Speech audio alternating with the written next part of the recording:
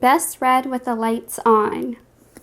Well, we've got this light, so I think that we're gonna be okay. Hi everyone, it is currently later in the evening, and we're just gonna do what I think makes the most logical sense. We are going to read a scary book.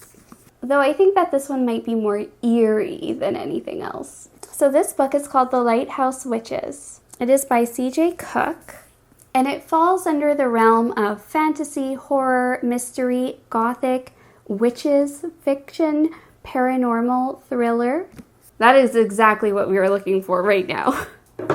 And so what is this book about even? Well, on opening, it says, upon the cliffs of a remote Scottish island, Lonhaven, stands a lighthouse. A lighthouse that has weathered more than storms. Mysterious and terrible events have happened on this island. It started with a witch hunt. Now, centuries later, islanders are vanishing without explanation. Coincidence or curse?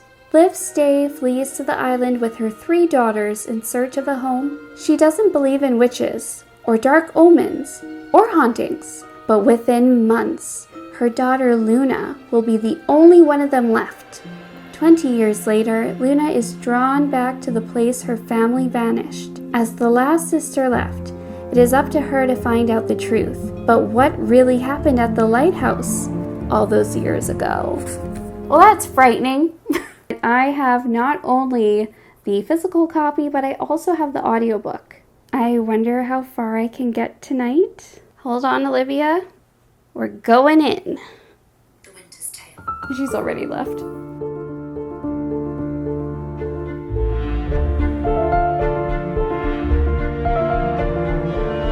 Okay, one thing I'm not about is creepy dolls. I don't like creepy dolls. And there may have been a creepy doll. And I had just watched BuzzFeed Unsolved, the episode, I've watched this before, where they go to Doll Island, and this is giving me those type of creepy vibes. Imagine dolls on an island at nighttime with spiders. Okay, I didn't think that this book was going to creep me out already, but we're getting there. We are getting there. I'm gonna hope that there's no spoilers, but I might say little elements that are creeping me out or little things. So watch at your own discretion. Okay, back to reading.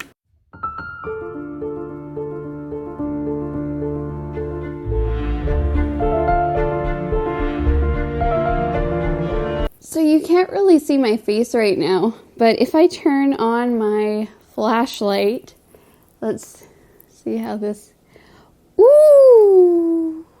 What is this? Ghost cat! Human! Can you see her?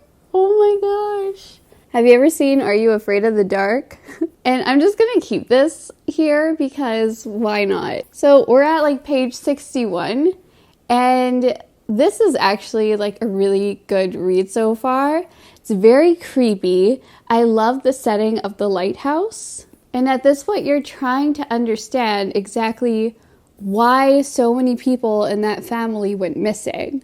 And you have talk of the Salem witch trials, and it's pretty spooky so far. And Olivia does not look scared whatsoever. She's actually completely chilling out right now. But we are excited because we are going to keep reading. Yeah, we're enjoying it so far.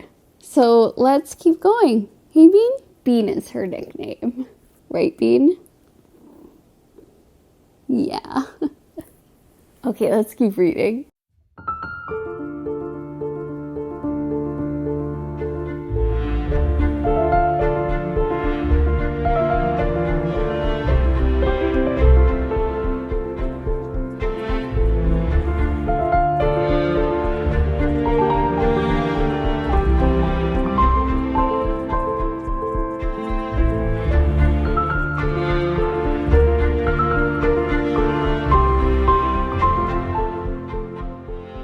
So today is October the 11th, Monday, and it is currently 3 o'clock. So I was reading this last night until like 1 or something like that in the morning. And I got to page 206 of 416 pages. It is getting very creepy, very scary, and I'm sort of picking it up with the lights on today. I have another horror book that I can read later tonight if I still want the spooks.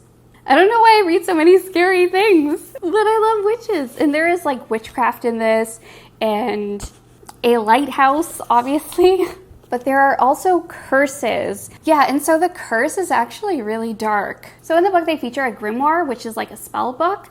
But in the book, this is sort of like biographical accounts in the grimoire as well. And I love that. It just adds so much just like mysticism and magic to the book that I'm loving. I am also loving that this takes place on a lighthouse. Like for sure, if I was a Pokemon, I would be a water type Pokemon. So any books that take place like by the sea or like in this case, a lighthouse, I just love that so much. Islands, and it just makes me long to be by the island, but not like a witch curse island. That I can't hold back on so far. So I'm kind of at the point right now where there are some really grim potential decisions that have to be made, and I am not looking forward to any of them. I'm gonna check in as I go, let you know what I think of it, and we'll just kind of go from there. And if my cat, Olivia, if she wants to join, she can join. She has an open invitation. She can come whenever she wants.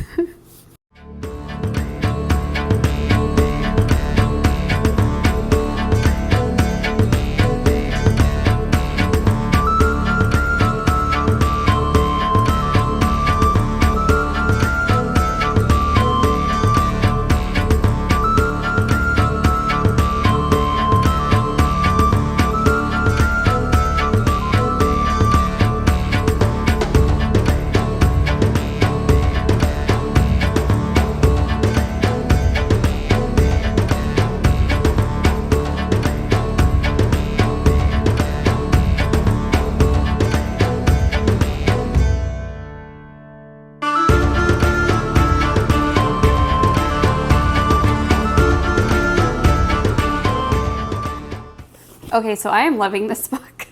And right now I'm at like page 266. I love books that have like different time frames from different characters and different perspectives and how they just kind of tie into one another.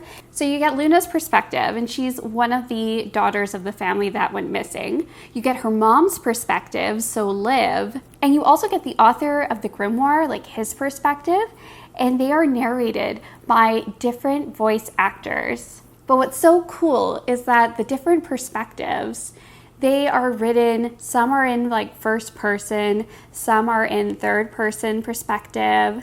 It's pretty brilliant so far. And I'm just at this point where it just feels like all of the different timelines are sort of like crossing, and they are almost meeting that apex, I guess that's what it's called.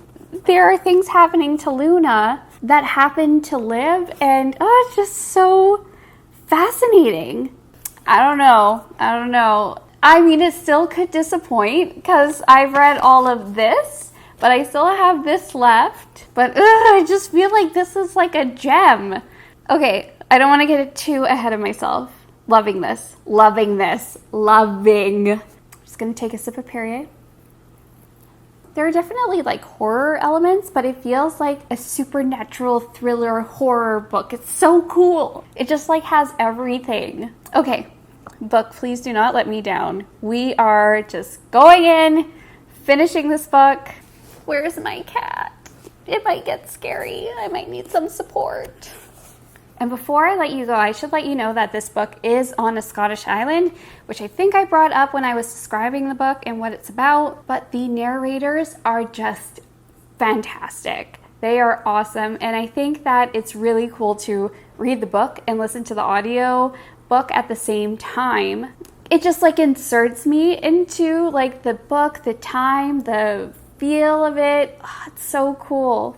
But yeah, I'm perfectly fine to finish this book with the lights on, and potentially with Olivia, if she dares. It may be time to put on some candles. Yeah.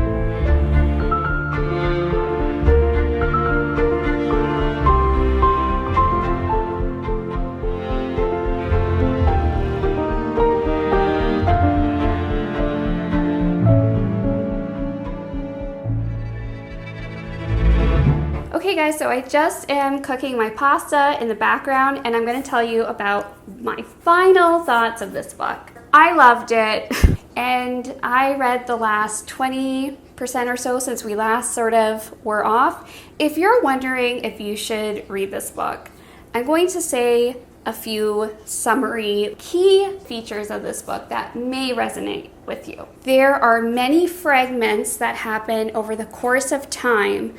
You are going through different perspectives, different times, and all the while there is like folklore and also supernatural elements. And I think that the author did an amazing job of weaving all of those stories and all of those fragments together by the end of it. So the characters are definitely characters that I thought had quite a bit of depth to them. So the last point I want to make is who should read this book? So I think this book is for you if you enjoy thrillers, if you don't mind some horror elements, definitely if you want a page turner, if you don't mind short chapters, which I kind of preferred in this sort of format, changing time frames, and if you want to also solve a mystery, this is the book for you, for sure. I think that the cover, the synopsis, all of that is true to what the book actually is. And yeah, this is definitely a book that I recommend that you read this month. So definitely my biggest hope is that I can get this reading vlog up and, tell as many people as I can about it throughout the month, because I haven't heard many people talk about this book. And for me, this is one of my favorite, spooky Halloween time books that I recommend. And I thought it was creative and so well done. And so I think that CJ Cooke, she did a really phenomenal job with this book. I just love this book so much. I'm so happy that I shared the experience reading it with you. Olivia loved reading this book. And yeah, I hope that you had a great holiday weekend. I would definitely say pick this book up. Read it at night if you can. And yeah, happy reading. Let me know if there is another book that you would like me to do a reading vlog of this month. I may be able to do one next weekend, but we'll see. Thanks everyone. Bye.